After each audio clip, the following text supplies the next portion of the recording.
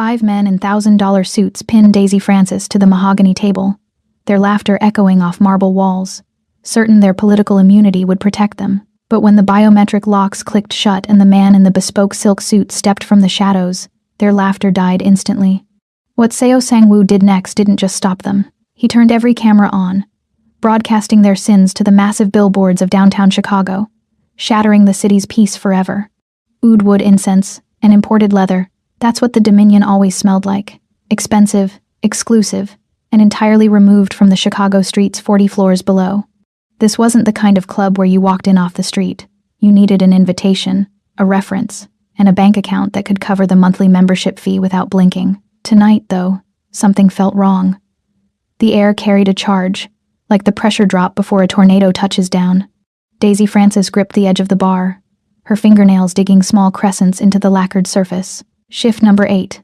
She'd made it through 7 without incident, keeping her head down, memorizing exits, counting her breaths when the enclosed VIP section made her lungs tighten.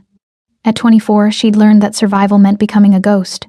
Quiet, forgettable, invisible. Her reflection in the mirrored backsplash showed someone trying too hard to disappear. Hair pulled severely back, white shirt buttoned high, eyes that tracked every movement in the room without ever making direct contact. She'd left 3 cities to escape her past. She'd changed her name twice. She needed this job because it paid cash, asked no questions, and let her work in a space so heavily secured that no one could touch her. Except she was wrong about that last part. 1, 2, 3, 4. She counted silently, the rhythm her therapist taught her, the only thing that stopped the walls from crushing inward when panic hit. The VIP section felt smaller tonight. The 12-foot ceilings felt lower. The frosted glass partitions between tables suddenly seemed too thin. Welcome back, my fierce hearts and midnight dreamers. Before we dive in, make sure you're subscribed, hit that like button, and tell me where you're watching from. I love seeing our little dark romance family stretch across cities, countries, and time zones. Every click, every comment, every bit of love you leave here helps us keep unraveling these dangerous love stories and high-stakes betrayals together. So find your quiet place, dim the lights, and get ready. Let's begin. A regular approached the bar, mid-50s, expensive suit that hung slightly wrong on the left side where he concealed. Daisy had cataloged this detail 3 shifts ago, along with the pale band of skin on his ring finger where a wedding band should be but wasn't tonight. His eyes tracked the room the same way hers did, always calculating exits, always assessing threats. McAllen, 25. Neat, he ordered without looking at her. Daisy stepped behind the bar to pour.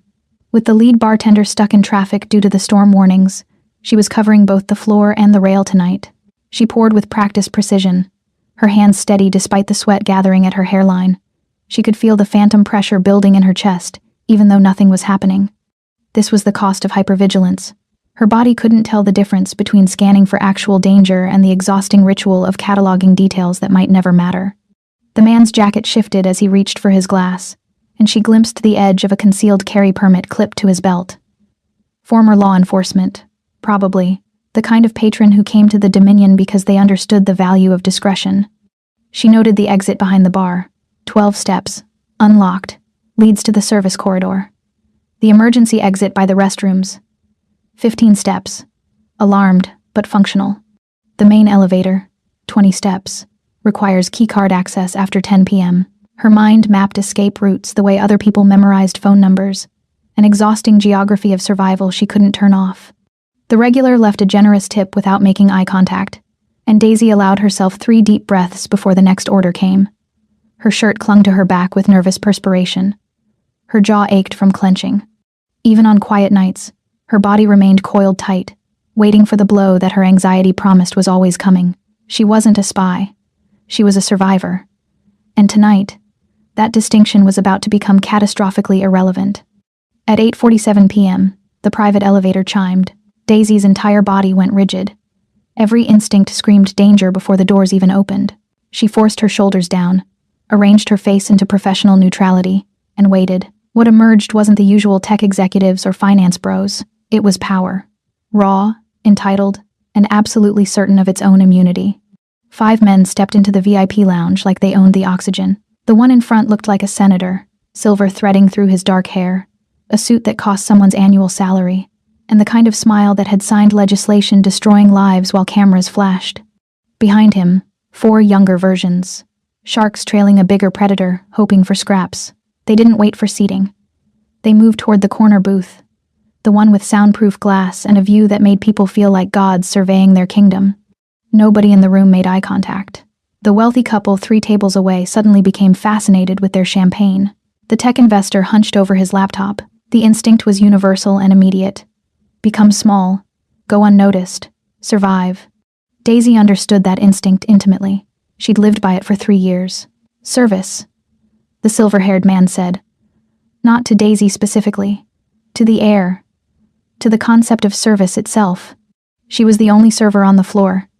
The manager was in the wine cellar. Security was changing shifts. For the next 10 minutes, she was alone with these men. Daisy grabbed 5 menu portfolios and crossed the floor, each step measured, controlled. Good evening, gentlemen. Welcome to the Dominion. They didn't acknowledge her greeting. They arranged themselves in the booth, spreading out aggressively, claiming territory. The silver-haired leader looked up at Daisy with eyes that assessed her the way someone might evaluate furniture. You're new here. It wasn't a question. It was an accusation. May I bring you something to drink? Daisy kept her gaze on her notepad, pen ready. Look at me when I'm talking to you. Daisy's throat tightened. 1, 2, 3. She lifted her eyes, meeting his stare for exactly 1 second before dropping them again. Respectful, submissive, unthreatening. Bourbon, top shelf. And tell me, he leaned back, smile widening. Do you know who I am? No, sir. Good, let's keep it that way. The other men laughed, a sound like breaking glass. Daisy turned to leave, but her trained eye, always cataloging details, always looking for threats, caught something wrong. One of the younger men was pulling a small black object from his jacket. Another man's hand came up to receive it. A transfer. Quick. Practiced. SIM cards. They were swapping SIM cards. Daisy's mind, sharpened by years of hypervigilance, recorded everything. The scratched casing, the nervous glance, the way they palmed the devices like contraband. She didn't know what was on them, but she knew that whatever made powerful men this careful was dangerous. She moved toward the bar. Her hand was shaking. Wait, the voice cracked like a whip. Daisy stopped, ice flooding her veins. Come back here. She turned slowly. The silver-haired man was standing now, and his smile had vanished. Empty your pockets. I'm sorry? Daisy's voice came out smaller than she intended. You heard me. You saw something. Now empty your pockets. Sir, I didn't. Now, the other 4 stood up, forming a wall between Daisy and the exit. The soundproof glass that had seemed like a luxury feature now became a prison. No one outside could hear. No one would help. Daisy's hands trembled as she reached into her apron. Pen, notepad, order pad. She laid them on the table. The other pocket. Her heart stopped. Earlier, when she'd cleared their empty glasses, she'd swept debris from the table into her apron out of habit. She'd forgotten to empty it. The SIM card was in there, I said. The man grabbed her wrist, his grip crushing. Empty it. Please, I didn't take anything. You saw us. You saw what we were doing. His voice dropped to something cold and final. That makes you a problem. Before Daisy could scream, before she could run, they moved. 3 of them surrounded her. The leader grabbed her by the shoulders, and then they slammed her down onto the table. The impact drove the air from her lungs. The world tilted. Hands pinned her arms. Someone's palm pressed between her shoulder blades, holding her flat against the wood. She couldn't breathe. The booth's enclosed space collapsed inward. The walls, the ceiling, no air, no space, can't breathe. Check her pockets. Find it. Rough hands rifled through her apron. One of them pulled out his phone, camera flash going off. They were documenting this. Or worse, enjoying it. Daisy's vision started to tunnel. Black spots bloomed at the edges. This was it. This was how she died. Suffocated by her own panic while powerful men erased evidence. 1, 2, 3, 4, 5. Found it, someone said, holding up the small black case. She had it. Stupid girl, the leader hissed in her ear. Did you really think you could? The lights went out. Not flickered, not dimmed. Died completely, along with every screen, every sound system, every digital device in the VIP section. Then came the sound of a lock. Not a key turning, something electronic, biometric. Every exit in the section sealed simultaneously with a hydraulic hiss. The air pressure in the room shifted instantly. a hydraulic hiss followed by the heavy metallic thud of magnetic seals engaging. The silence that followed wasn't empty. It was heavy, suffocating. The kind of silence that precedes a predator's strike. The men froze. What the? Emergency lighting kicked in, bathing everything in red. And in that crimson glow, Daisy saw him. A man rose from the corner booth, the one hidden behind frosted glass, the one she'd assumed was empty. He was Korean, maybe 40, wearing a suit so perfectly tailored it looked like armor. His collar was open, revealing ink that crawled up his neck. Symbols she didn't recognize but somehow understood meant violence. He didn't walk toward them. He approached. Each step was measured, predatory, absolutely silent despite the marble floor.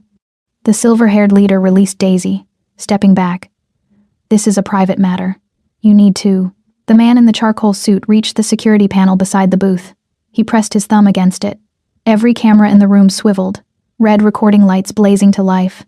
Then he looked at the 5 men, his expression empty of everything except a cold, terrible calculation.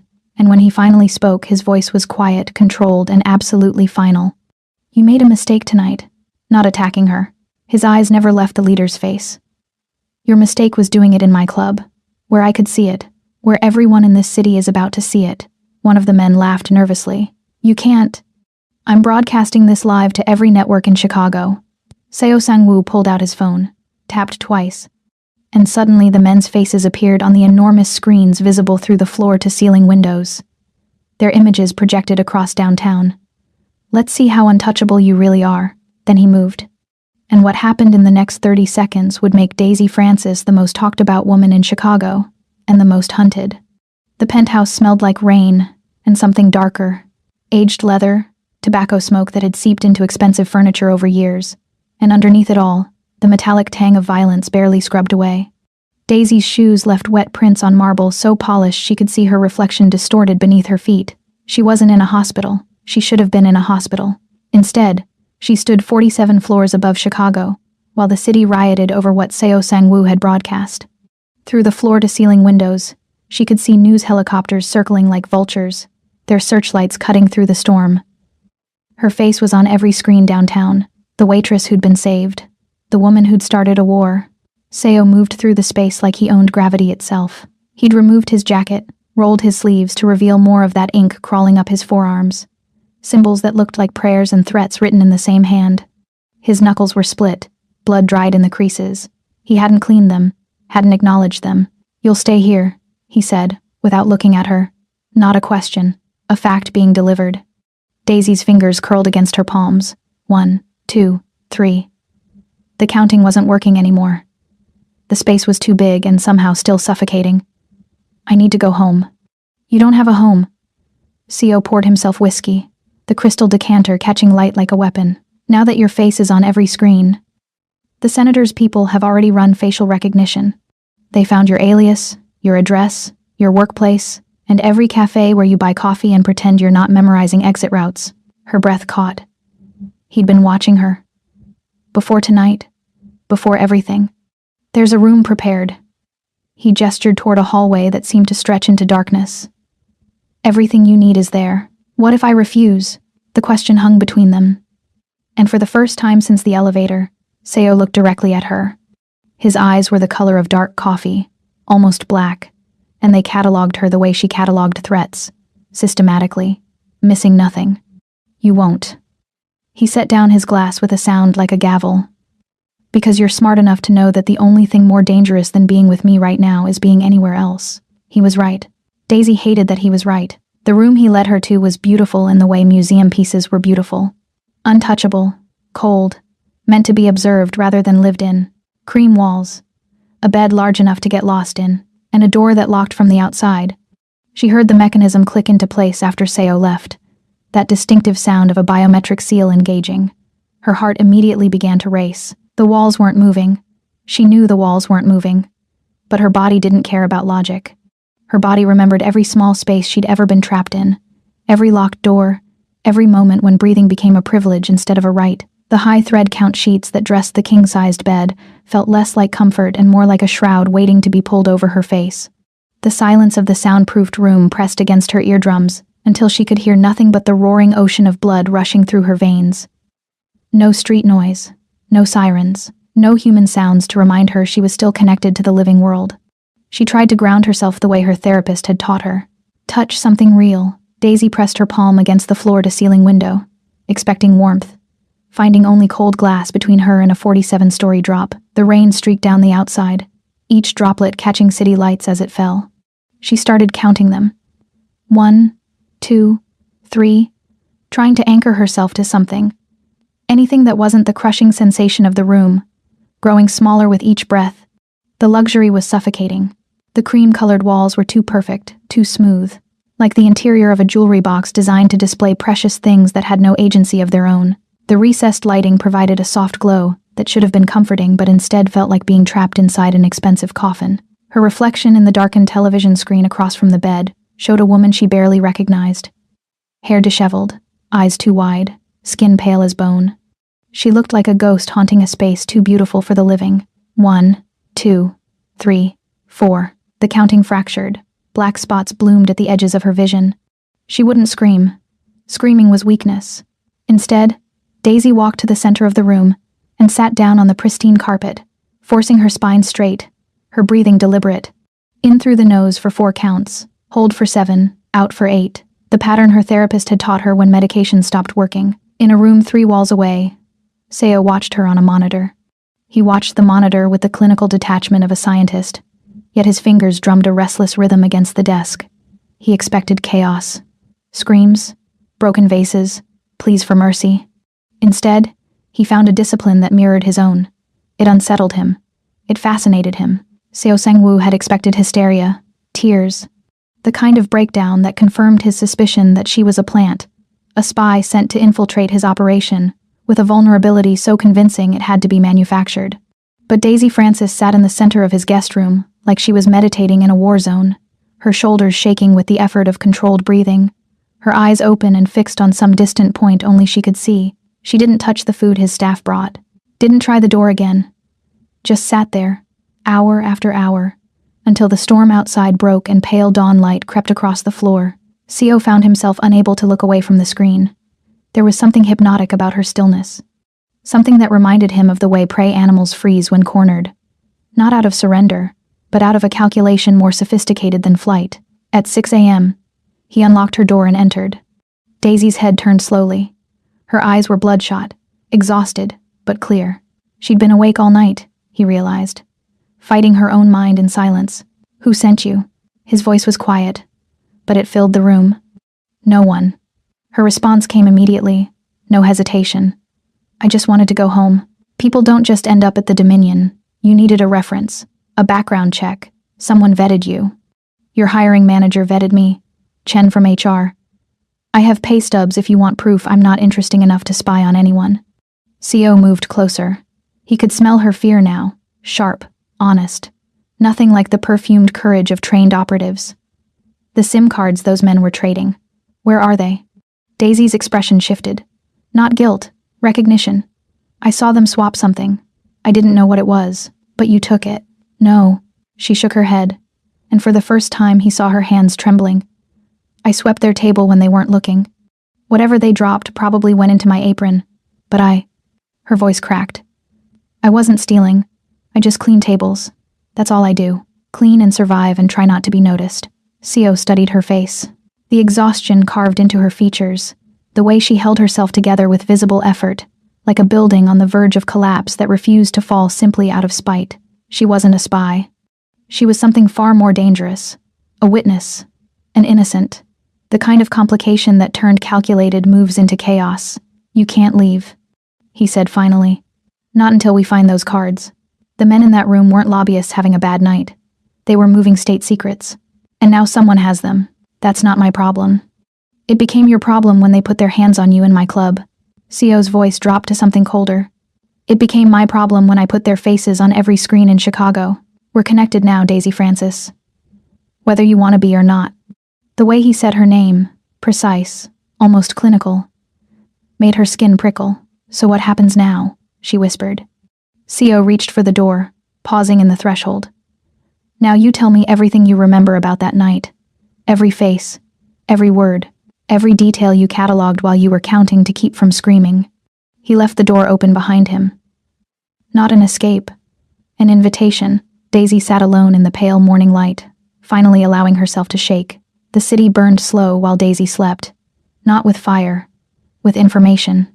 The video CO had broadcast looped on every news channel, edited down to brutal highlights that made suburban families choke on their breakfast cereal. Politicians called for investigations. Civil rights groups praised the exposure. Criminal networks recognized the message CO had sent. Touch what's mine and I'll make your destruction art. Daisy woke to the smell of coffee she hadn't made and clothes she hadn't chosen laid out on the chair beside her bed. Silk blouse the color of midnight, trousers that are probably worth more than her security deposit. A note in precise handwriting. Wear these. We have work to do. She showered in a bathroom larger than her studio apartment, avoiding her reflection in the mirror.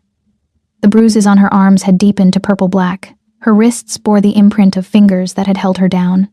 She scrubbed her skin until it hurt, until the hot water ran cold, until she could pretend the trembling in her hands was from temperature instead of memory. The clothes fit perfectly. Of course they did. Seo seemed like the kind of man who knew measurements the way generals knew troop numbers, precisely and without asking. She found him in an office that overlooked the city's steel and glass heart. He stood at the window, phone pressed to his ear, speaking rapid Korean that sounded like music and threats in equal measure. When he noticed her, he ended the call without farewell. Sit. He gestured to a leather chair across from his desk. Daisy remained standing. Small rebellion. Pointless, probably. But she needed to prove she still had choices, even if they were only symbolic. Seo's mouth curved. Not quite a smile. You're more trouble than you look. Good. That almost smile widened for half a second before vanishing. My people searched the VIP room, tore apart the booth where those men sat, checked the footage from every angle. He leaned against the desk, arms crossed. The SIM cards are gone. Daisy's stomach dropped. That's impossible. I saw them. I believe you saw them. But they're not there now. Which means either someone cleaned the scene before my team arrived, or... His gaze sharpened. You moved them. I told you. I didn't. Then where are they, Daisy? He moved closer, not threatening, but intense enough to make her step back, because those cards contain intelligence that several governments and 3 criminal organizations would kill to possess. And the longer they're missing, the more people die looking for them. Her mind raced backward through the chaos of that night. The moment she'd swept the table, the weight of something small and solid sliding into her apron pocket. The panic when she realized what she'd done. This wasn't just about her anymore. The realization settled in her stomach like lead, heavy and cold and impossible to ignore. She'd tried so hard to be invisible, to move through the world leaving no footprints, disturbing no currents. And her one act of clumsiness, one mindless sweep of a table, had shifted the geopolitical balance of Chicago's underworld, like a hand tipping over the first domino, in an elaborate pattern she couldn't see the end of. How many people would die because she'd been too anxious to stand still? How many families would lose someone because she'd automatically cleaned a table without thinking? The irony was suffocating. She'd spent 3 years making herself disappear, and her greatest act of invisibility, the muscle memory routine of a competent server, had made her more visible, more consequential, than any deliberate action ever could have. The scale of it pressed against her chest, making breathing difficult in a way that had nothing to do with her claustrophobia. This wasn't a panic attack. This was the crushing weight of being responsible for chaos she never intended to create, for violence she couldn't prevent, for deaths that would happen in the dark corners of a war she didn't understand and hadn't chosen. And then, the ice bucket, she breathed. CO went very still. What? Table 4. When they cornered me, I panicked. I knew I had the cards in my apron, and I knew they were going to search me. I grabbed the ice bucket from table 2 to look busy. She swallowed hard. I dumped the contents of my apron into the ice, quarters, pens, and the cards, trying to hide them. Then I tripped and shoved the bucket toward table 4 just before they slammed me down. Table 4. Sio's expression transformed into something colder. Repeat that. The corner booth by the... Why? What's wrong? He was already moving, pulling up security footage on a screen that rose from his desk with mechanical precision. His fingers flew across the keyboard, rewinding, scanning. Then he stopped. The frame showed a table Daisy had walked past a dozen times that night without really seeing. 3 men in understated suits. No flash, no performance. Just quiet power that didn't need to announce itself. Do you know who this is? Seo's voice had gone deadly quiet. Daisy leaned closer. The man at the center of the frame had silver threading through black hair, wire-rimmed glasses, and the kind of face that looked more like a professor than a criminal. No. Should I? Jiang Wei, head of the Heaven's Gate Triad. My oldest enemy. Sio's jaw clenched. You didn't just lose state secrets, Daisy. You handed them to the one person in this city who would use them to destroy everything I've built. The weight of what she'd done crashed over her. Not intentional, not even careless. Just the universe's cruel timing transforming an innocent mistake into a catalyst. I didn't know, she whispered. No, you didn't. Seo pulled up more footage, tracking the Triad's movements after the incident. But Zhang did. Look, the screen showed Zhang's table in the aftermath. One of his men bent down near the overturned ice bucket, retrieving something small and dark. The timestamp read, 8:52 p.m. 3 minutes after Seo had started breaking bones. He has them. Daisy's voice sounded distant to her own ears. He has them. And by now he's analyzed them, copied them, and distributed the information to buyers I can't touch. Seo turned to face her fully. You didn't start a gang war, Daisy. You armed my enemy with the key to dismantling every protection I've built. She should have felt guilt, shame. Instead, she felt something sharper. Anger. I didn't ask to be in your club. I didn't ask to serve corrupt politicians or witness their crimes. I didn't ask to be saved by someone whose enemies are worse than the men who attacked me. Her voice rose. I just wanted to make rent and survive another month invisible. So forgive me if I'm not apologizing for ruining your empire while I was busy trying to breathe through a panic attack. Silence stretched between them. Outside, sirens wailed. Background noise to a city that never stopped bleeding. Then Seo laughed. Actually laughed. The sound was rough, unused, like machinery starting after years dormant. You have a spine after all. I've always had a spine.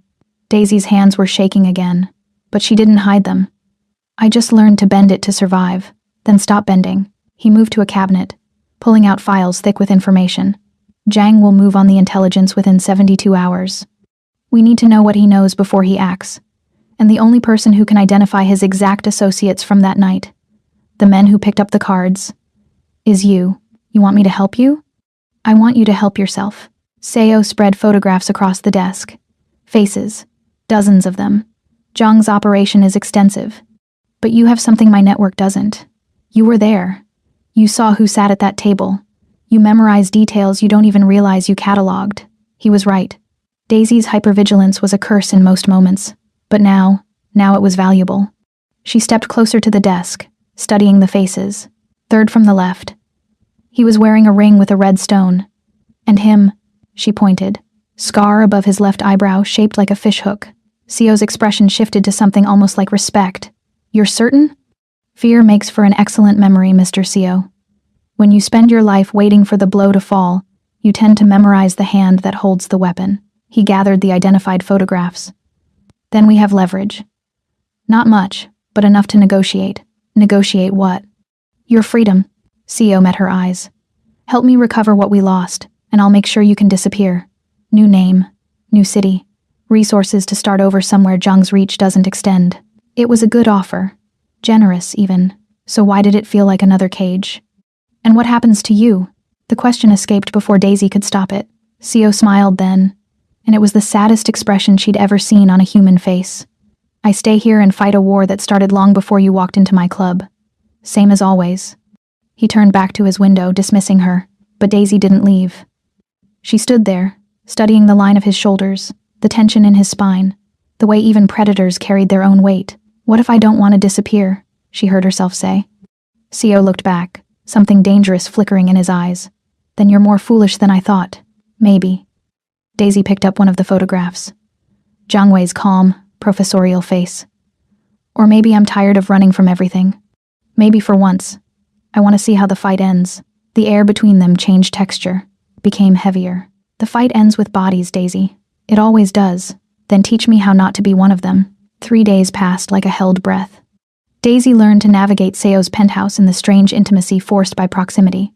Learned which floorboards creaked, which windows offered the best view of the city's electric veins, which hours Seo spent on the phone speaking languages that sounded like elegant violence. She learned he took his coffee black at 5 a.m. sharp, that he never slept more than 4 hours. that the tattoos crawling up his neck continued down his spine in a design she'd glimpsed once when he'd emerged from his office with his shirt half unbuttoned, ink depicting what looked like a dragon devouring its own tail. She learned that safety was an illusion even here. Especially here. On the fourth morning, Seo found her in the library. A room lined with books in 6 languages, most of them appearing unread except for a single shelf containing worn volumes of Korean poetry. She'd been examining them when he entered, already dressed in charcoal gray, smelling like rain and something expensive. "I have to meet with the Southside crew," he said without preamble. "Intelligence suggests Zhang is moving shipments through their territory. I need to confirm." Daisy set down the book. "You're telling me this why? Because you can't come with me, and because Han will be here to ensure you stay safe." He gestured to the hallway where a man stood. Mid-30s, unremarkable features, the kind of face that disappeared in crowds. "He's been with me 8 years. I trust him with my life." Something in Daisy's chest tightened. Not attraction. Warning. "When will you be back?" 4 hours, maybe 5. Seo moved closer, and for a moment, she thought he might touch her face, might offer some gesture of reassurance. Instead, he just looked at her with those depthless eyes. "Don't do anything stupid while I'm gone." "I never do anything smart, so we're safe." That almost smile again, gone before it fully formed. Then he left, taking some essential gravity with him. The penthouse felt larger without Seo in it, emptier. Daisy wandered the halls, aware of Han's presence tracking her peripherally, professional, distant, exactly as a bodyguard should be. Except something felt wrong. The wrongness wasn't obvious at first. Just a prickling at the base of her skull. The same instinct that had kept her alive through 3 cities and 2 name changes. Han stood too close to doorways, not blocking them exactly, but positioned in a way that would make it difficult to pass quickly. His hand kept drifting to his jacket pocket, fingers brushing something there with the unconscious repetition of a man checking that his weapon was still accessible. But it was the way he watched her that made Daisy's anxiety spike from background noise to alarm. Not the professional surveillance of a bodyguard tracking a protectee's movements, something hungrier, more calculating. Like he was evaluating not just where she was, but what she might try to do, how quickly he could stop her, what excuses he might give afterward. Daisy moved from the library to the living room, then to the kitchen, testing her hypothesis. Each time she relocated, Han followed at a consistent distance, close enough to reach her in seconds, far enough to seem unobtrusive. A professional would vary the distance, would occasionally check other rooms, would maintain the illusion of casual supervision. Han's surveillance was precise, unwavering, wrong. Her therapist's voice echoed in her memory. "Trust your instincts. Your anxiety lies sometimes, but your gut doesn't." 1, 2, 3. When Han suggested she rest in her room, "You look tired, Miss Francis." The hair on her arms stood up. She went anyway. What choice did she have? But she left the door cracked, positioned herself where she could see the hallway through the gap, and waited. 20 minutes later, she heard it. The distinctive sound of the biometric lock disengaging from the outside. Han entered, and he was smiling. Not the professional distance from before. Something uglier, hungrier. "You really thought Seo would protect you?" He closed the door, and Daisy heard the manual lock click. "He doesn't protect anything except his empire. Seo will kill you for this." Her voice came out steadier than her heartbeat. "Seo won't know. Accidents happen. Women like you, traumatized, unstable. Sometimes they hurt themselves." He pulled a knife from his jacket, 6 inches of blackened steel. "Sometimes they fall from penthouse windows before anyone can stop them." The walls began closing. The ceiling pressed down. Daisy's vision fractured into tunnel vision, black roses blooming at the edges. 1, 2, 3, 4, 5. Han moved fast for a large man, crossing the distance between them in 2 strides.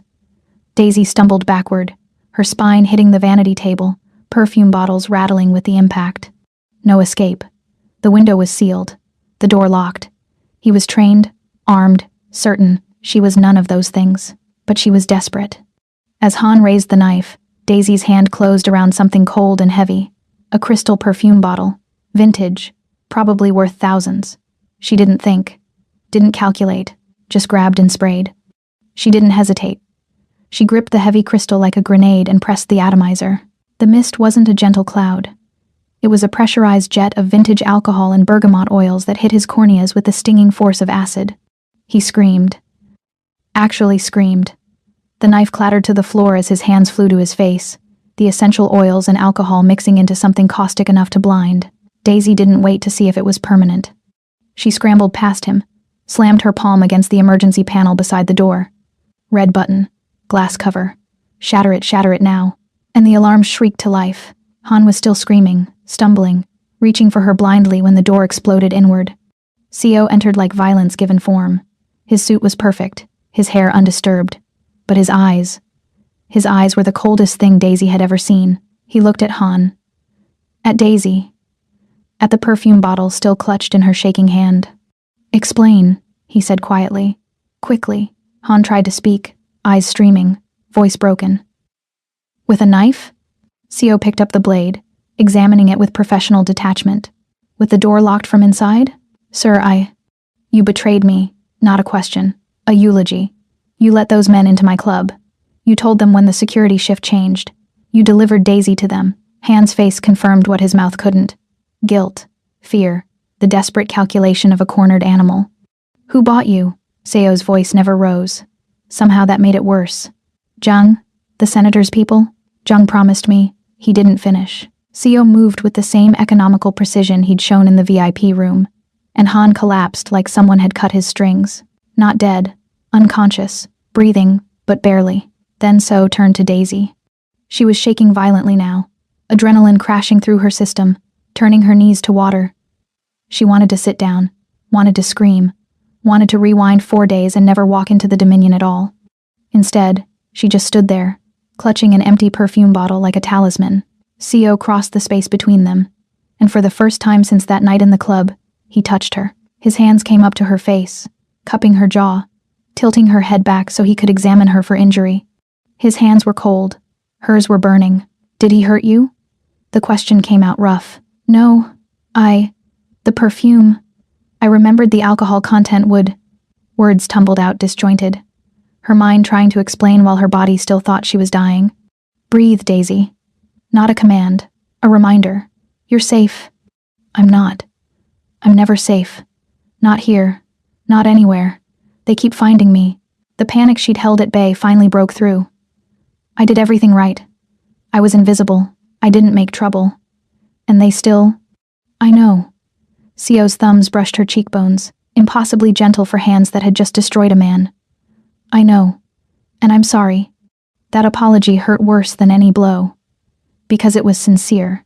Because it meant he understood she'd been collateral damage in wars that preceded her existence. Why did you come back? She whispered. Because something felt wrong.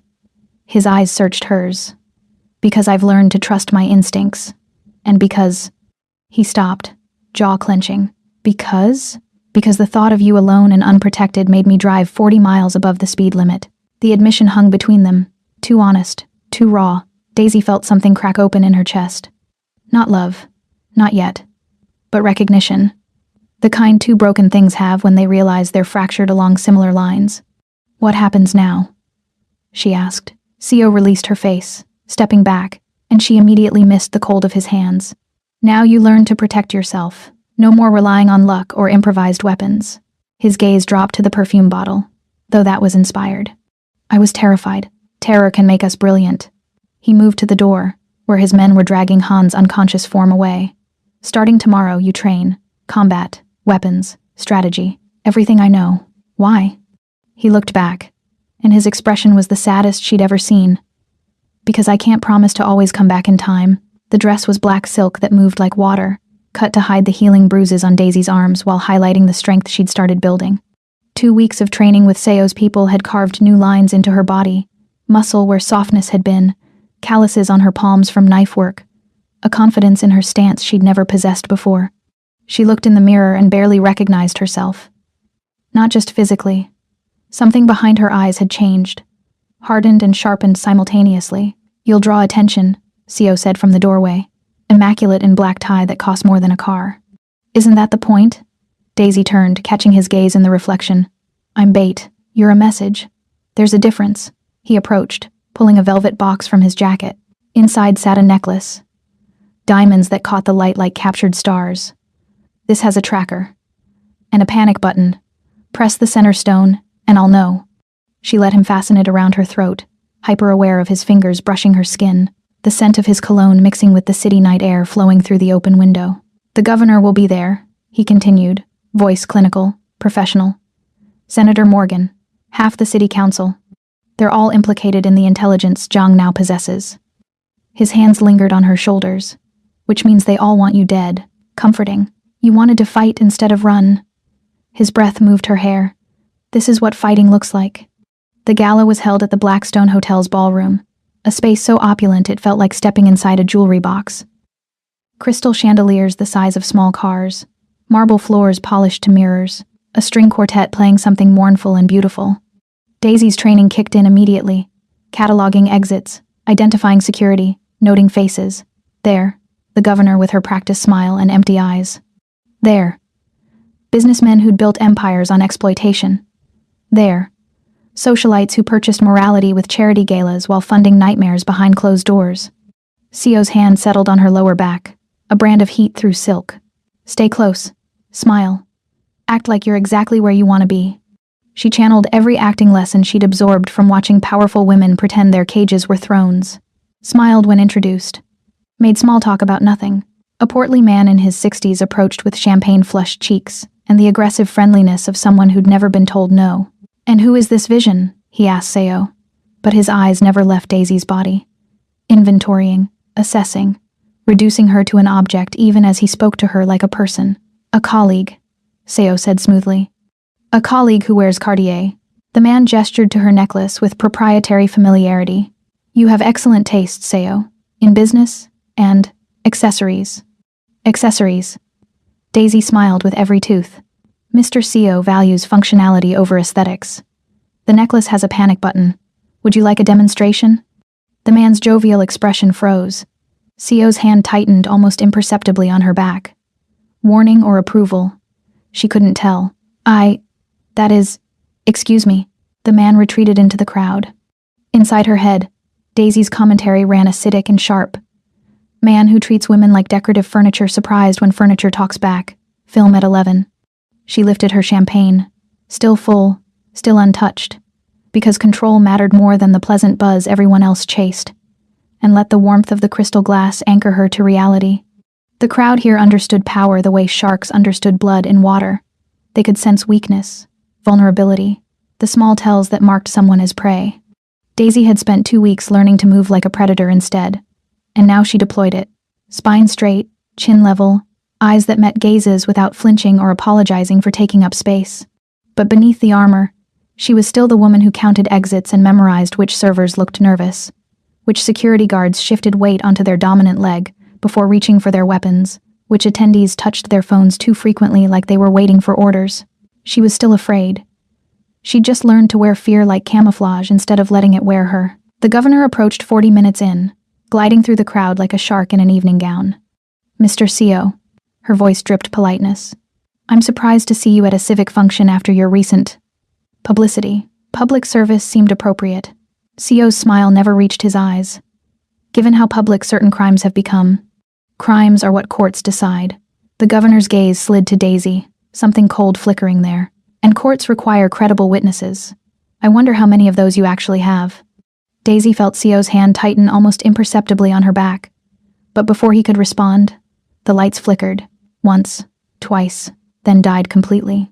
The ballroom plunged into absolute darkness. Not the romantic dimness of mood lighting. Total, suffocating black, and Daisy's mind shattered. No. The walls closing, the ceiling pressing down, the air disappearing into her lungs that wouldn't expand, that couldn't expand, couldn't breathe. She couldn't see, couldn't hear past the rushing in her ears, couldn't feel anything except the terror that turned her blood to ice and her bones to water. This was dying. This was what dying felt like. Somewhere distant, Seo's voice. Daisy, look at me." Couldn't look, couldn't see. Blind and drowning, and the darkness had teeth and claws, and it was eating her from the inside. Then hands on her face, cool fingers against burning skin. And Seo's voice, closer now, cutting through the panic. "Count with me." 1. She couldn't. Her mouth wouldn't work. 1, Daisy. "With me." 1. A whisper, barely sound. 2. 3. Breathe on 3. In through your nose. She tried. Failed. Tried again. A tiny sip of air that felt like swallowing glass. 4. I'm here. You feel my hands? His palms on her face. Solid. Real. Anchoring. 5. You're not alone in the dark. The rushing in her ears began to quiet. Marginally. Just enough to hear him. 6. Listen to me. The shadows belong to me, Daisy. And because you are with me, they will not dare to touch you. Breathe. His voice dropped an octave, a vibration she felt in her own chest more than she heard. The words settled over her like a physical barrier between her terror and the void, solid despite being made only of sound and certainty. Something about that cut through. The absolute certainty in his voice. The impossible promise that he could control something as primal as shadow. 7. Open your eyes. They are open. Her voice shook. Then see me anyway. And somehow, impossibly, she did. Not visually, but she felt him. His presence like a wall between her and the void. His breath steady while hers fractured. His heartbeat slow and strong when she managed to press her palm against his chest. 8. Better? No. Liar. There was almost humor in his voice. You stopped counting in your head. That means you're listening to me instead. He was right. The counting that normally ran on loop in her mind had quieted, replaced by his voice, his numbers, his presence. 9. The emergency lights will come on in approximately 30 seconds. When they do, every person in this room will see me on the floor with you. They'll see the Shadow King kneeling in his tuxedo, holding a woman having a panic attack. His thumbs moved across her cheekbones. I don't kneel for anyone, Daisy. Remember that. Why? She couldn't finish. Because you matter more than my reputation. Simple, final. 10. The emergency lights blazed to life. Harsh, red-tinted, turning the ballroom into something from a nightmare. And there they were, exactly as Seo had described. Him on the dirty floor, expensive suit forgotten, arms around her while she shook apart in front of Chicago's elite. Camera phones appeared immediately. Whispers ignited like brush fire. Seo ignored all of it. Can you stand? Daisy nodded, not trusting her voice. He helped her up with infinite care, his body blocking her from the closest cameras, his jacket suddenly around her shoulders despite the venue's heat. We're leaving, he announced to no one in particular. Then, directly to the governor who stood frozen 6 feet away. Your sabotage failed. Try again, and I'll broadcast more than broken bones. He guided Daisy through the crowd that parted like water, his hand never leaving her back, his body a shield between her and every phone, every stare, every judgment. In the car, Daisy finally found her voice. You didn't have to do that. Do what? Ruin your image to save me from a panic attack. Seo looked at her fully, city lights painting his face in neon and shadow. My image is a weapon I choose when to deploy. Your safety isn't negotiable. He paused. Besides, they needed to see that touching you has consequences, even if the touch is psychological. Was that strategic then? The floor? The tenderness? Some of it. His honesty cut. But not the part where I told you that you matter. The admission settled between them. Heavy and undeniable. Daisy watched the city blur past, her heartbeat finally slowing to something resembling normal. I hate that I'm weak. You're not weak. You're wired to survive in impossible circumstances. Your brain learned to protect you the only way it knew how. Seo's voice softened almost imperceptibly. That's not weakness. That's a superpower with side effects. She looked at him then, really looked. At the man who'd destroyed people for her, who'd knelt on a public floor, who'd whispered her through darkness with a patience that seemed impossible from someone so violent. Thank you, she said quietly. Thank me by staying alive. He turned away, jaw tight. Because I'm running out of ways to protect you from the wars I've started. But as they drove through Chicago's electric night, Daisy realized she didn't want protection anymore. She wanted vengeance. Morning came soft through the penthouse windows, gold light painting everything in temporary peace. Daisy woke to the smell of coffee. Real coffee, not the instant powder she'd survived on for years, and the sound of rain beginning its daily assault on the city. She found Seo on the balcony, suit jacket discarded, sleeves rolled to his elbows, smoke from his cigarette curling into gray sky. He looked almost human like this, almost vulnerable. You smoke? She stepped outside, stealing his coffee cup. Sometimes, when I'm thinking about mistakes, am I a mistake? He glanced at her, something unreadable flickering across his face. You're the most complicated problem I've ever tried to solve. He took his coffee back. Which is saying something. They stood in silence, watching Chicago wake up. Garbage trucks and taxi horns, and the distant wail of sirens that never really stopped. It felt domestic, normal, like they were two people having morning coffee instead of a crime lord and the woman who'd accidentally armed his enemies. Then Seo's phone buzzed. Once, twice, the third time, he answered, his expression transformed. Not fear. Seo didn't do fear, but something close. Recognition of a threat he hadn't calculated. Turn on the television, he said flatly, ending the call. Inside, Daisy found the remote with shaking hands. Every channel showed the same thing, a press conference. A woman in a perfectly tailored blue suit, hair silver and elegant, eyes red from crying. Governor Barbara Vance, Daisy's mother. The sound came up mid-sentence. My daughter Daisy is fragile. She struggled with mental illness since childhood. And now she's been taken by this criminal. An artistic pause, a tear rolling down a practiced cheek. I'm begging you, Mr. Seo. Whatever you think she witnessed, whatever use you have for her. She's sick.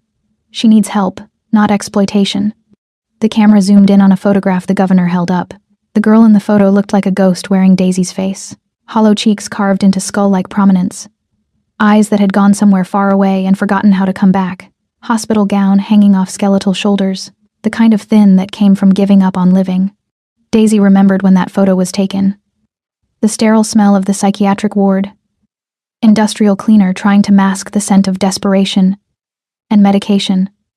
The cold of the examination table against her back. The way her mother had stood just outside the frame, checking her watch, calculating how long this performance needed to last before she could leave and return to work. Smile, darling, Barbara had said. The doctors need to see you're cooperative. But Daisy hadn't been cooperative. She'd been medicated into submission, her protests about what she'd witnessed labeled as paranoid delusions, her attempts to tell the truth reframed as concerning fixations on authority figures. Every word she'd spoken had been twisted, documented, used as evidence of her instability.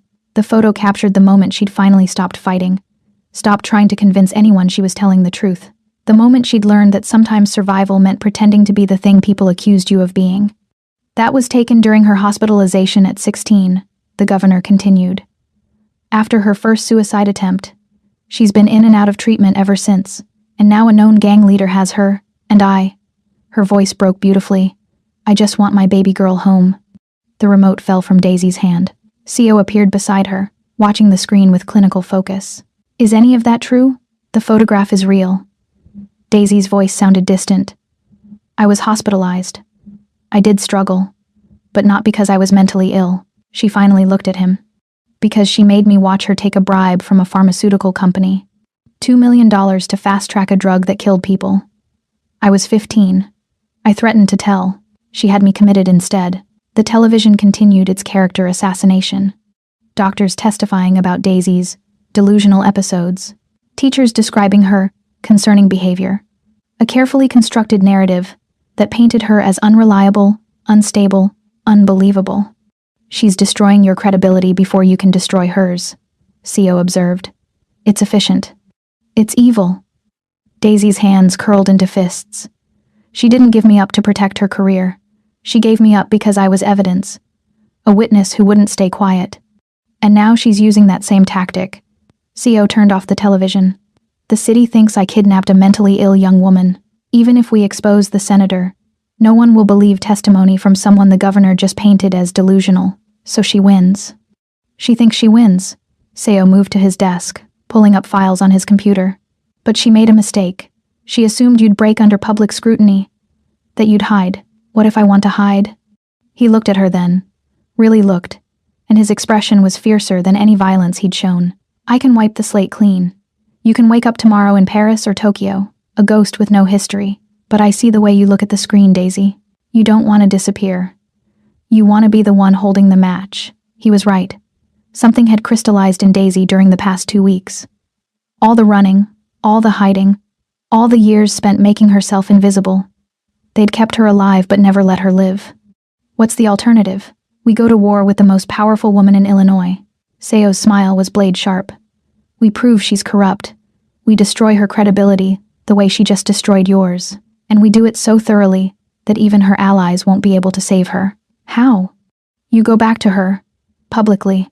Let the cameras see a tearful reunion. His eyes glittered. And you wear a wire. The plan was insane. Suicidal. Exactly the kind of desperate gambit that only worked in movies. Daisy took a shaking breath. When do we start? The escape was choreographed like theater. Seo arranged for a distraction, a fire alarm in the building's east wing, while Daisy fled through the parking garage. News crews caught her on camera, disheveled and crying, running toward waiting police cars. The reunion happened on the governor's mansion steps, live-streamed across every platform. Barbara Vance embraced her daughter with the perfect amount of maternal desperation, murmuring comforting lies into Daisy's hair while cameras captured every angle. My baby, my sweet girl, you're safe now. Daisy played her role flawlessly, trembling, hollow-eyed, defeated, the daughter who'd been rescued from a monster. Inside, beneath clothes chosen specifically for their looseness, she wore a wire so old school it didn't register on electronic sweeps. Analog, mechanical, the kind of tech people forgot to look for. The mansion smelled exactly as Daisy remembered. Lilies from the arrangements, Barbara insisted on having fresh, daily, furniture polish applied with obsessive regularity, and underneath it all, the faint chemical scent of ambition that seemed to seep from the walls themselves. The silence was too perfect. No ambient noise from traffic despite being only blocks from a main thoroughfare. No sounds of staff moving through distant rooms despite the mansion requiring a full team to maintain. Even the grandfather clock in the foyer, a family heirloom Barbara loved to mention in interviews, ticked with a mechanical precision that felt ominous rather than comforting. Daisy's heels clicked on marble floor, each step echoing in the cavernous entryway. The wire taped against her ribs itched, the adhesive pulling at her skin with every breath. Sweat trickled down her spine despite the climate-controlled perfection of the interior. She was alone here. Truly alone. If something went wrong, if Barbara discovered the wire before Daisy got what she needed, no one would hear her scream in this soundproofed monument to power. The servants were invisible the way Barbara preferred. Present but unobtrusive. Trained to anticipate needs without requiring instruction. Daisy caught glimpses of them in doorways, shadows that retreated the moment she looked directly at them. She wondered if any of them would help her if Barbara turned violent. Probably not. Loyalty bought with generous salaries and the implicit threat of destroyed careers was loyalty nonetheless. The grandfather clock continued its relentless marking of time. Tick-tock, tick-tock. Each second was one Daisy had to maintain the performance, one moment closer to either salvation or disaster. They'd only been inside 10 minutes before Barbara's mask cracked. Tea? She offered, voice still sweet for any potential listening devices. Please. Barbara poured with practiced elegance, then checked her phone. Whatever she saw there satisfied her. She set down the pot and looked at Daisy with eyes that had never held maternal warmth. You've caused quite a mess, darling. The transformation was instant. Loving mother to cold sociopath in the space between breaths. I didn't mean to. Don't. Barbara cut her off. Don't insult me with that frightened rabbit act. It worked when you were 15. It doesn't work now. She sipped her tea. Seo Sangwoo's protection taught you to wear confidence like armor. I can see it. So drop the performance and tell me what he wants. Daisy forced her hands to shake, just slightly. Enough to seem genuine. He wants the SIM cards. He thinks you know where they are. Of course I know where they are. I'm the one who arranged for them to be stolen in the first place. Barbara smiled. Those cards contain evidence of every illegal deal, every bribe, every body buried by people in power, including me, including the senator, including Zhang Wei. Zhang has them now. No, Zhang has copies, worthless without the encryption keys. Barbara leaned forward. Which I possess, along with enough leverage to destroy every person in that club the night you ruined everything. Daisy's pulse raced. This was the confession. Every word captured on the wire pressed against her skin. Why did you send those men to the Dominion? To retrieve the originals before Zhang could. But you, Barbara's voice dripped contempt. You got in the way, clumsy, stupid, just like always. You ordered them to hurt me. I ordered them to retrieve property. What they did to you was... Barbara waved her hand dismissively. Collateral damage. Honestly, darling, you've always been so dramatic about these things. The casual cruelty landed like a physical blow. But Daisy kept her face neutral, kept playing the broken daughter. What happens now? Now? Barbara's smile widened. Now you disappear. Permanently this time. A tragic suicide. The mentally ill daughter who couldn't handle the stress of her captivity. The papers will run sympathetic pieces. I'll cry at your funeral. And all of this goes away. People will suspect. People will believe what I tell them to believe. They always have. Barbara stood, moving to the sideboard where a bottle of pills sat. Prescription. Legal. Deadly in sufficient quantity. We'll make it look like an overdose. Painless, really. More mercy than you deserve after what you've cost me. Daisy's hand moved to the necklace Seo had given her. The panic button disguised as a center stone. One press. That's all it would take. But if she called him now, they'd know about the wire. Barbara would destroy the evidence before police arrived. This had to play out. You won't get away with this, Daisy whispered. I already have, darling. I've been getting away with it for 30 years. Barbara poured pills into her palm. The only question is whether you take these willingly, or whether I have my security hold you down. Your choice. You're my mother. I'm a politician who made a mistake 24 years ago. Barbara's voice went flat. Keeping you alive was sentimental, useful, even. The voters love a mother struggling with a troubled child. It polls well. But you've outlived your purpose. The wire against Daisy's skin felt like fire. Every word captured, every confession recorded. She looked up at the woman who'd given her life and spent 2 decades trying to erase her. And something inside her finally, completely broke free. You're right, Daisy said softly. I was always too weak for your world. Barbara smiled, victorious.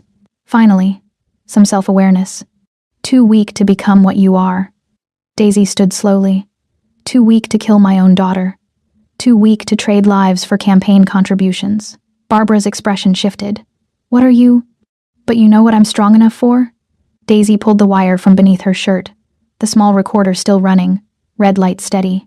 You confused silence for weakness, Mother. You thought because I didn't scream, I wasn't fighting. But I was listening. I've always been listening. And now, she tapped the device against her chest. The whole world is going to hear you. The color drained from Barbara's face. Every word, Daisy continued, voice steady now, stronger than it had ever been. Every confession, every threat, all recorded, all admissible, all about to be delivered to the FBI, the press, and everyone you've terrorized into silence. You can't. I already did, Mom. The word dripped acid. While you were monologuing like a bad movie villain, you destroyed yourself.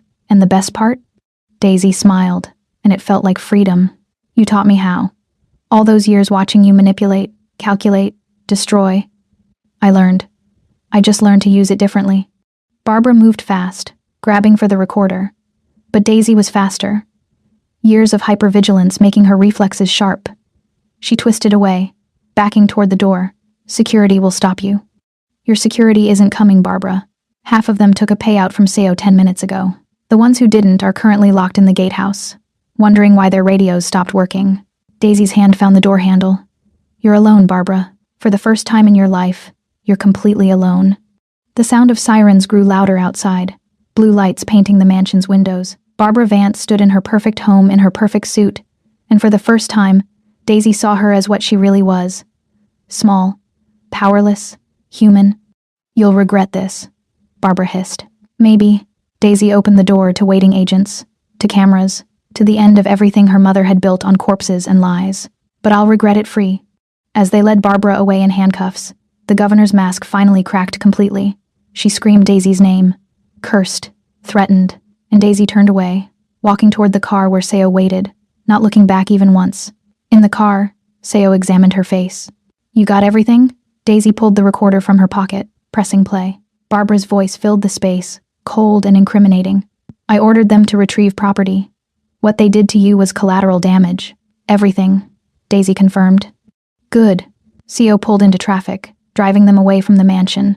The cameras, the chaos. Now the real war begins. Zhang still has those cards. The network will fracture without the governor holding it together. And you? He glanced at her. You just painted a target on yourself that won't fade. I know. So what do you want to do? Run? Hide? I can still arrange. No. Daisy watched Chicago stream past the window, the city that had almost destroyed her and somehow, impossibly, given her back herself. I'm tired of running, tired of being invisible, tired of letting powerful people decide if I get to exist. Then what? She looked at him. The Shadow King, the monster who'd knelt for her in public, the man who'd taught her that survival and strength weren't opposites. I want to fight. I want to finish this. She paused, the words both terrifying and liberating. I want to burn down everyone who thought I was too weak to matter. Seo's smile was sharp enough to draw blood. Then let's declare war. The Dominion felt different now.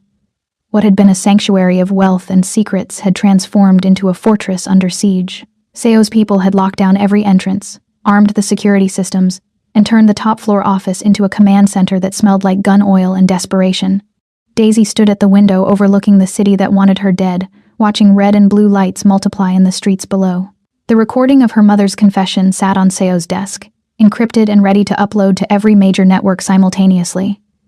One button. That's all it would take to destroy Barbara Vance forever. But the governor wasn't waiting for the upload. They're moving. Seo's lieutenant, a woman named Min, with scars on her knuckles and ice in her voice, pointed to the live security feeds. Not police. Contractors. Daisy leaned closer. The men surrounding the building wore no insignia, carried weapons that weren't standard issue, and moved with the coordination of trained killers. 30 of them, maybe more.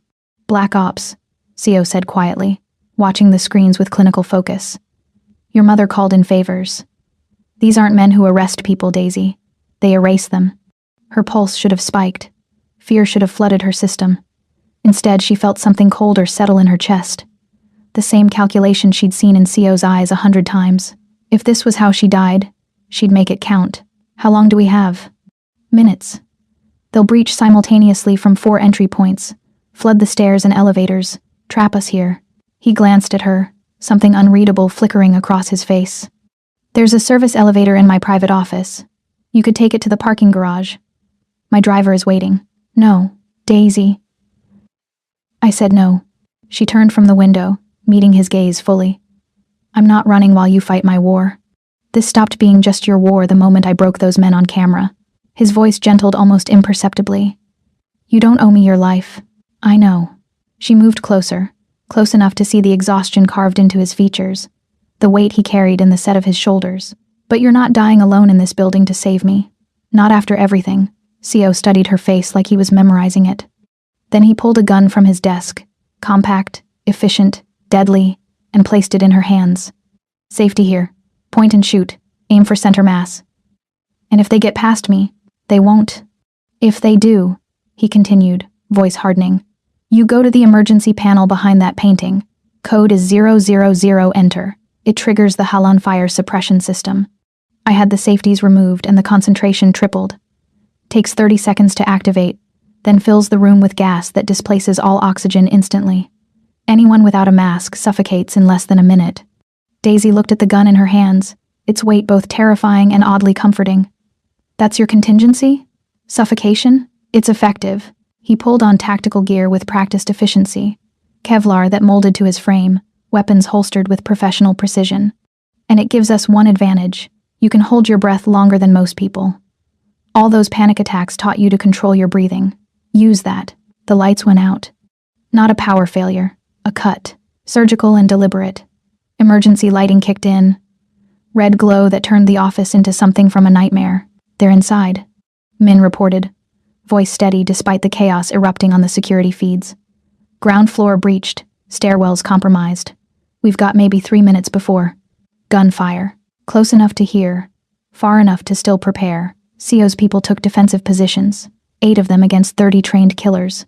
Impossible odds. The kind of mathematics that ended with body bags. Daisy found herself moving to the window, pressing her back against the wall beside it, gun heavy in her hands. From this angle, she could see the building across the street. Office space, mostly dark except for one floor where a single light burned. Then she saw it. The reflection in the window glass. A tiny red dot, barely visible, tracking movement across the office. Seo. Her voice cut through the controlled chaos. Sniper. 10 o'clock. He moved instantly, dropping below the window line just as glass exploded inward.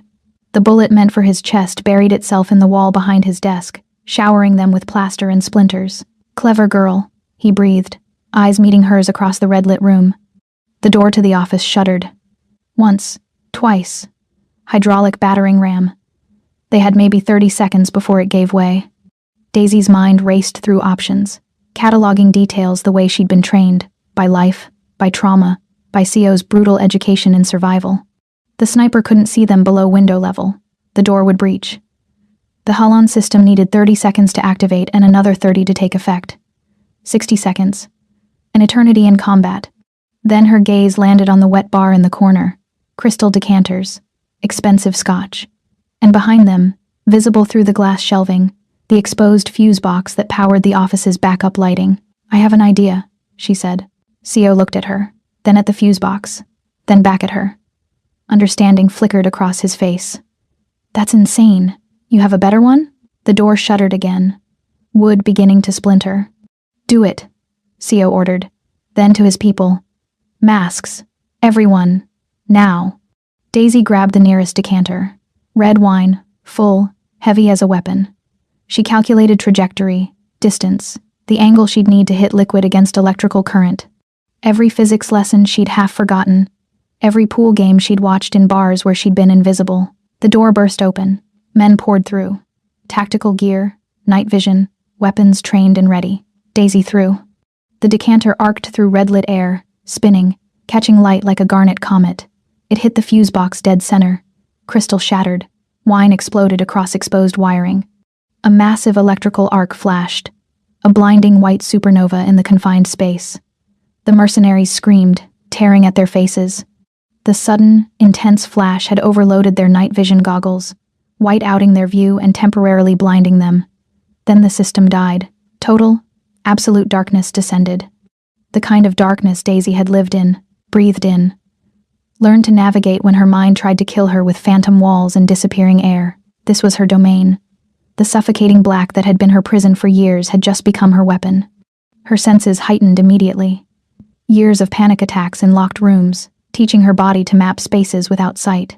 She heard the tactical footsteps of the soldiers, heavy boots on marble, the slight scrape of equipment against door frames. She smelled their gun oil, the synthetic fabric of their gear, the nervous sweat that even trained men couldn't suppress when stripped of their primary sense. She counted their breaths, shallow, rapid, panicking already. The night vision that should have been their advantage was useless against absolute darkness. No ambient light to amplify, no heat signatures clear enough to navigate by in the first critical seconds. While they were blind and disoriented, Daisy moved with the confidence of someone who'd spent countless hours memorizing exit routes and distances. 3 steps left would bring her to the corner of Seo's desk. She could feel the edge with her fingertips. 5 more steps forward, staying low, would position her against the north wall where the emergency panel waited. This wasn't terror. This was transcendence. Every panic attack she'd survived, every locked room she'd endured, every moment she'd forced herself to breathe when her body screamed that there was no air. All of it had been training for this moment. The soldiers shouted to each other, their voices betraying location and fear in equal measure. She heard equipment clattering as they stumbled, the thud of bodies colliding in the dark, the sharp curse when someone's weapon discharged by accident. Daisy crawled past them like a ghost, her years of making herself invisible finally serving a purpose beyond mere survival. She was a shadow among shadows, a whisper of movement they couldn't track, couldn't target, couldn't stop. She moved on instinct, muscle memory from endless hours locked in that safe room. 3 steps left, drop to crouch. The desk was here. She could feel its corner. CO's hand found her shoulder, his touch the only point of warmth in the void. "Panel," he whispered.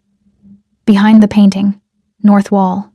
The men in tactical gear were shouting, their night vision useless against absolute darkness, their training suddenly worthless when every sense except touch disappeared.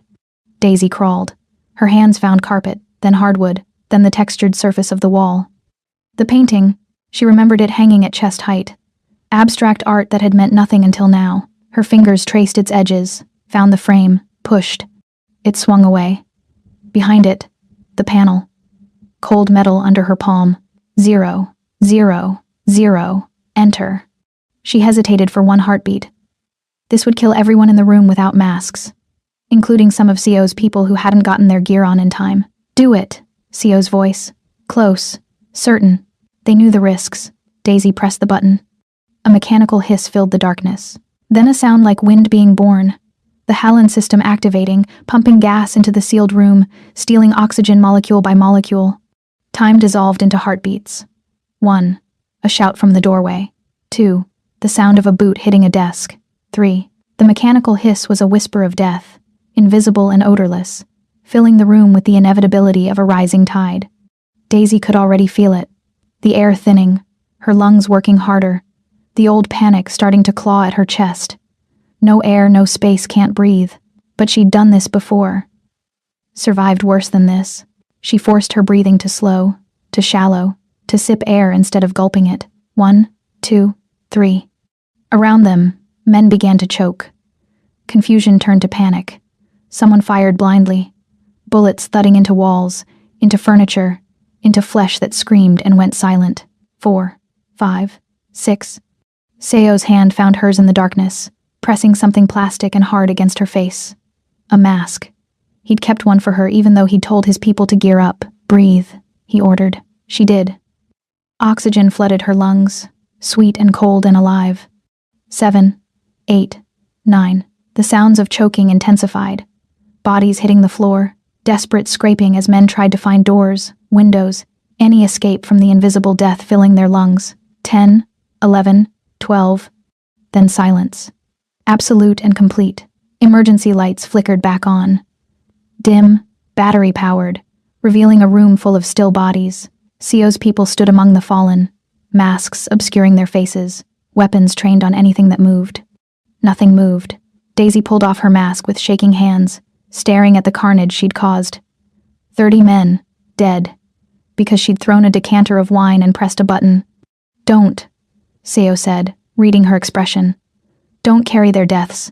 They came here to kill you, to silence truth, to protect corruption. He pulled off his own mask, and his face was grim but steady. You didn't murder them, Daisy. You survived them. She wanted to believe that. Needed to believe it. The recording? Her voice came out rough. Min was already at the computer, fingers flying across keys. Uploading now. Every network, every news outlet, social media. It'll hit simultaneously in 3, 2, 1. The screens around them blazed to life. Barbara Vance's voice filled the air, cold and incriminating. I ordered them to retrieve property. What they did to you was collateral damage. Then the footage from the wire. The pills, the threats, the casual cruelty of a mother planning her daughter's murder. Daisy watched her mother's empire begin to crumble in real time. News alerts, trending hashtags, emergency broadcasts. By the time the bodies were carried out of the Dominion, Barbara Vance had been arrested, her allies had scattered, and the city was screaming for justice. Seo found Daisy on the balcony hours later, watching dawn paint the city gold. Smoke still rose from the streets where riots had started and been contained. The evidence she'd gathered would destroy dozens of powerful people. The recording would be played in courtrooms for months. You did it, he said quietly, coming to stand beside her. We did it. She didn't look at him. Couldn't. But it doesn't feel like winning. Winning never does. Not this kind. He was close enough now that she could feel the heat of him, smell the smoke and sweat and copper that clung to his clothes. But you're alive. That's something. Daisy finally turned to face him. This man who'd saved her, used her, trained her, protected her, who'd knelt on a ballroom floor and whispered her through darkness, who'd fought impossible odds because she'd asked him not to die alone. What happens now? She asked. Seo's expression shifted, something softer breaking through the armor he wore like a second skin. Now you decide what you want. Freedom, safety, a new life somewhere I can't touch. And if I don't want that? His hand came up, fingers brushing her jaw with devastating gentleness. Then you tell me what you do want. The answer should have been simple. But as Daisy looked at Seo Sung-woo, monster, savior, man, she realized wanting had never been her problem. It was admitting it. The courtroom smelled like old wood and new fear. Daisy sat in the witness section, hands folded in her lap, watching Barbara Vance perform innocence with Emmy-worthy precision. Tailored gray suit, hair pulled back simply. No jewelry except a delicate cross at her throat. The image of maternal suffering. Your Honor. Barbara's lawyer intoned, voice dripping sympathy. My client is the victim here. Her troubled daughter, manipulated by known criminals, has fabricated evidence to... We have the recordings, the prosecutor cut in. Unedited, authenticated. Miss Vance's own voice admitting to conspiracy, attempted murder. Recordings obtained through illegal surveillance. Coerced testimony. A mentally unstable young woman with a documented history of... Daisy stopped listening. She'd heard these arguments for 3 weeks. The defense painting her as delusional, the prosecution trying to prove her lucid. Both sides treating her like evidence instead of human. Across the courtroom, CO sat in the defendant's section. He faced separate charges for the livestream violence, though public opinion had shifted dramatically after Barbara's arrest. He looked untouchable in charcoal gray, like he'd wandered into the wrong building and decided to stay out of boredom. His eyes met hers, a question in them. "Are you ready?" Daisy nodded, one sharp dip of her chin. The defense calls Daisy Francis to the stand. The walk to the witness box felt endless. Every eye in the courtroom tracked her. Journalists, activists, politicians who'd survived Barbara's fall and wanted to distance themselves from the wreckage. Daisy wore white because Seo had told her to. Something about optics, about looking innocent and otherworldly and untouchable. The oath, the settling into the chair. Then Barbara's lawyer approached with a smile that didn't reach his eyes. "Miss Francis, or should I say Daisy Vance?" He used her mother's name like a weapon. "You've had quite the transformation. From hospitalized mental patient to, what would you call yourself now?" "A survivor." Her voice came out steady. "All those hours of training with CO's people, learning to control her breathing, her tone, her presence. A survivor." He nodded slowly. "Let's talk about your mental health history. You were hospitalized at 16, correct?" "Yes." "For attempting suicide?" "For being inconvenient." The answer made the gallery murmur. "I witnessed my mother take a bribe. She had me committed to discredit me." "That's your claim, but the medical records show severe anxiety, depression, psychotic episodes." "I had panic attacks in locked rooms. That's not psychosis. That's trauma response." Daisy leaned forward slightly. "And every episode happened after my mother visited. Funny how that works." The lawyer's smile tightened. "You expect this court to believe that Governor Vance, a woman who's dedicated her life to public service, would institutionalize her own daughter to cover up corruption?" "I don't expect you to believe anything." Daisy's voice dropped. "I expect you to listen to the recording." Her voice, her words, her admission that she ordered men to assault me, to kill me, to make it look like suicide. She paused. "Unless you're suggesting I fabricated her voice, that I'm so talented at manipulation I can fake audio that passed FBI authentication?" Silence stretched. The lawyer consulted his notes, regrouping. "Let's discuss your relationship with Mr. CO. You're aware he's a known criminal?" "I'm aware he saved my life when powerful men attacked me. I'm aware he protected me when my own mother wanted me dead. I'm aware." Daisy met Barbara's eyes across the courtroom.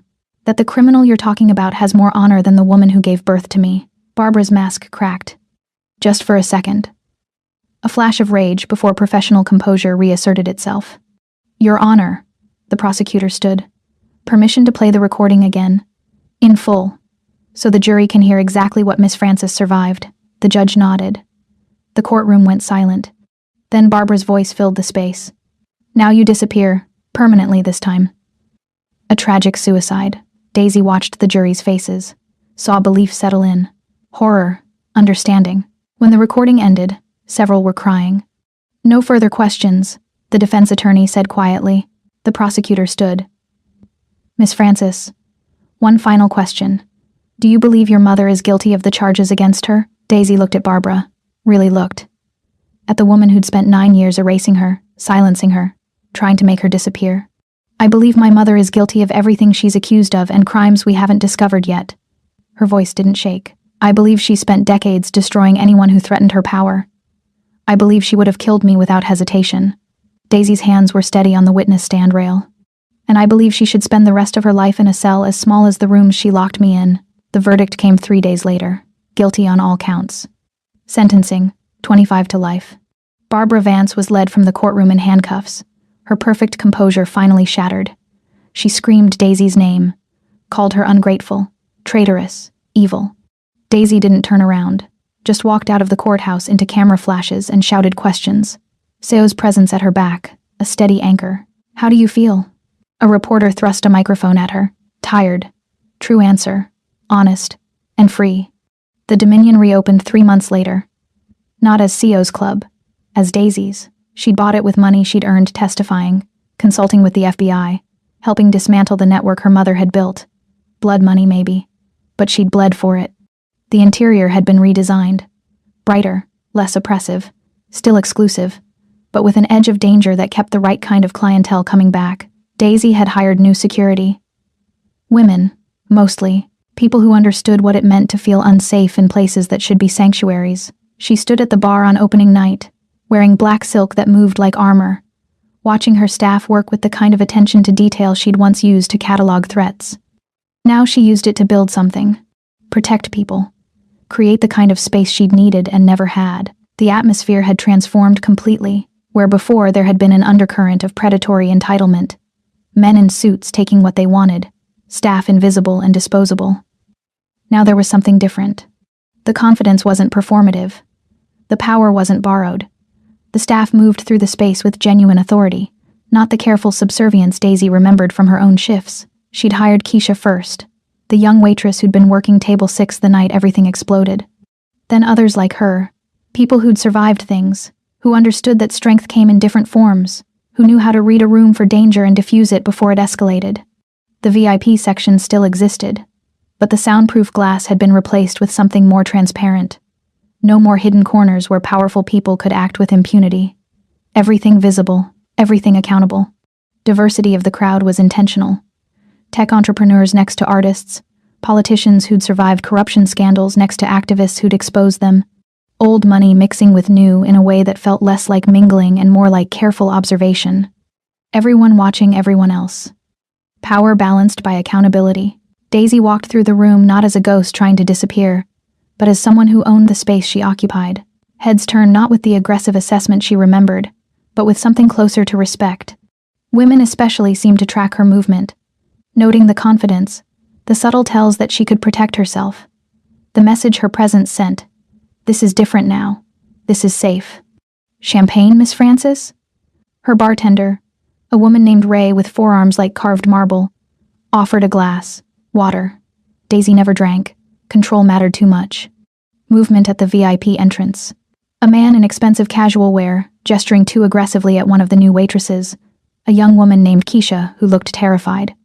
Daisy was moving before she thought about it, crossing the floor with the kind of predatory focus CO had taught her. She stopped beside Keisha, her presence making the man pause mid-gesture. Is there a problem? Daisy's voice was pleasant, empty. This girl won't seat me. I have a reservation. Keisha doesn't seat guests who make her uncomfortable. House policy. Daisy smiled. Perhaps you'd be more comfortable elsewhere. Do you know who I am? He pulled out his phone like it was a weapon. I know the owner. I could have you. I am the owner. Daisy stepped closer, and something in her expression made the man step back. And you're leaving. Now. He looked past her, scanning for help, backup, someone to reinforce his importance. His gaze landed on the corner booth, half hidden in shadows. CO sat there, watching, not interfering, just present. A reminder of what happened to people who made threats in this building. The man went pale, turned, walked quickly toward the exit. Daisy checked on Keisha. You okay? Received a shaky nod. Then moved to the corner booth where CO waited with 2 glasses of whiskey. You didn't need me, he observed. No. She slid into the seat across from him. But it's good to know you're there. Always. Simple word. Infinite weight. They sat in comfortable silence, watching the club pulse with life. Music and conversation, and the kind of energy that came from people feeling safe enough to relax, dangerous enough to be interesting. Your mother's trial made you famous, Seo said eventually. The waitress who took down a governor. Networks want interviews. Publishing houses want your story. I know. Daisy sipped her water. I'm saying no to all of it. Why? Because I spent 24 years being invisible, then 3 months being hypervisible. I'm tired of being anyone's story. She looked at him fully. I just want to be. Seo's expression shifted. Something softer breaking through. And what do you want to be? The question hung between them. Weighted with every moment since that night at the Dominion. The violence, the protection, the darkness they'd survived together. Yours. The admission came out quieter than she intended. If you'll have me, not as property, not as debt, just as a choice I'm making with clear eyes. CO reached across the table, his hand covering hers. I've been yours since I broke bones on camera for you, possibly before. His thumb traced circles on her wrist. The question is whether you can live with what I am. A criminal. A monster. No hesitation. Who will destroy anyone who threatens you? Who doesn't apologize for violence? Who built an empire on fear and will burn it to ash before letting you get hurt? Daisy turned her hand over, lacing her fingers with his. I don't need a hero, CO. Heroes follow rules. I need the monster who burned the world down because I asked him to. I need the shadow that keeps the other monsters away. She squeezed his hand. I can live with the darkness. I was born in it. Sio's answering smile was sharp, proud, devastating. I'm counting on it.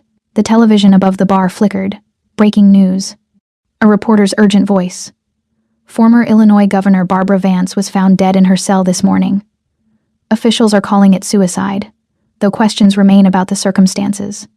Daisy watched the report with expressionless features, then checked her watch. Expensive timepiece Sio had given her, with modifications she'd requested. Custom work. Untraceable. She took a sip of water, set down the glass, met Sio's gaze across the table. Terrible tragedy, she said neutrally. Terrible, he agreed. There was something in his eyes.